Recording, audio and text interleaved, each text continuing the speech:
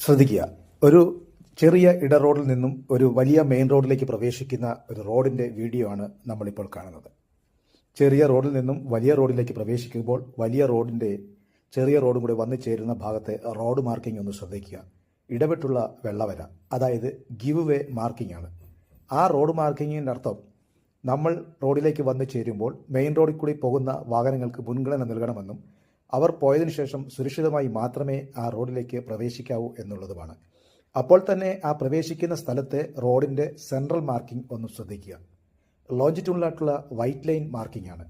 അതിനർത്ഥം ആ white line cross ചെയ്യാൻ പാടില്ല എന്നുള്ളതാണ്. അങ്ങനെയാണെങ്കിൽ ഈ ഇടറോഡിൽ നിന്ന് വന്നു ചേരുന്ന വാഹനങ്ങൾ നിർബന്ധമായും ഇടത്തേക്ക് മാത്രമേ പോകാവൂ എന്നും വലത്തേക്ക് പോകാൻ നിയമപരമായി അവിടെ നിങ്ങൾക്ക് അവകാശമില്ല എന്നും ആ റോഡ് മാർക്കിംഗ് നമ്മെ ഓർമ്മപ്പെടുത്തുന്നു.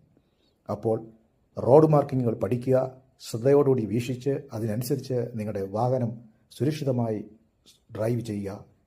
നിങ്ങളുടെ യാത്രകൾ എപ്പോഴും സുരക്ഷിതമാകട്ടെ. റോഡ് നിയമങ്ങൾ പാലിക്കാം.